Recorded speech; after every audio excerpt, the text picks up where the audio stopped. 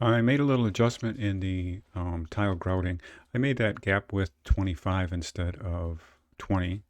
It kind of makes sense. I guess it's half of what the other gap width is. And that I think has to do with the when the panel repeat is occurring, because we only have one unit of panel here. So I'm not exactly sure why that behaves that way. It seems like it should go to the center line of the grout. But anyway, I find this gives a pretty pleasing result. You may get a different experience with that. Okay, so let's now look at inserting a window. And the idea here, obviously, just an exercise. You can make these panels any size you want. They could be vertical.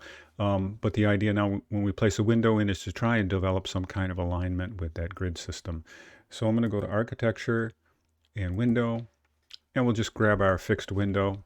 And what I'm going to do is I'm going to make it, well, I'll just plop it here for a minute just so we can see what it looks like. I think it's backwards in the opening, so I just switched it over. And you see it has right now no relationship to the grid system. So I'm going to make this window, I'm going to modify this window. I'm going to make it 5 feet wide so it fills that grid. And I'll make it, let's say, let's make it six units high.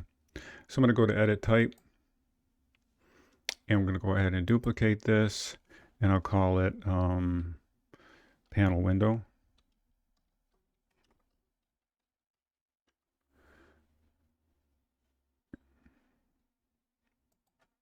And we'll go right ahead, and now, once again, I was going to make it 6 feet high.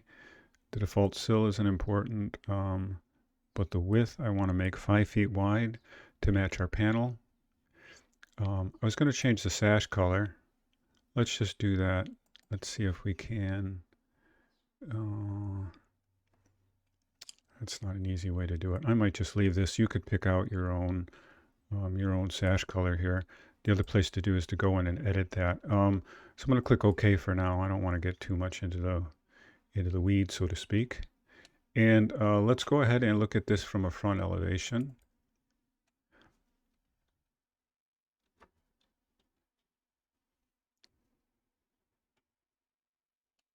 And you'll see this window is set off 6 feet something. So let me just put in a 5 here. And we'll come in now. And I want to do at least a bit of a realistic rendering so we can see what the apparent grid is.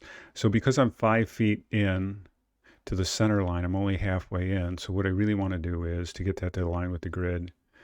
And I don't know why my dimensions are way down here like this. I'm going to just change this now to 7.5 feet. Oops. Not really messed that up. Try that again. 7.5 feet. And we'll go up here and look. And now that's completely lined up with the grid. And then the next thing we want to do is we'll set its sill height. Now that's located to the first floor or to the level 2. So let's go ahead and just make that level 1. I'll hit apply so that'll just pop down. And then let's just experiment with trying to get a good solid alignment with this. So let's just try to put in 3 feet, which would be 3 tiles. And hit apply, and that snapped in pretty good.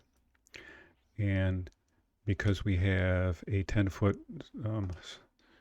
high ceiling, or excuse me, floor to floor, I'll go ahead and do a little bit of copying now. So I'm going to grab this window, and we'll just go ahead and copy it up 10 feet. I got multiple copies on here. So what I want to do is I want to grab both of these then and copy them over just to practice a little bit with the idea of alignment to grid. So I'm going to come over 10 feet because that would be another unit. And then I'll come over another 10 feet. And so it doesn't look odd, I'm just going to extend this up a little bit. So I'll take this up to 25 feet. And let's go back to our 3D view and zoom out. And so we really completed our first exercise, and that is to get our grid to line up, or our panels to line up with our window system, grid alignment with that texture. So we'll put this together with a couple of more experiments, and then we'll start to look at, adding the floor plane and the entourage people and do some rendering work with it. But for now, that's our first start on our facade development.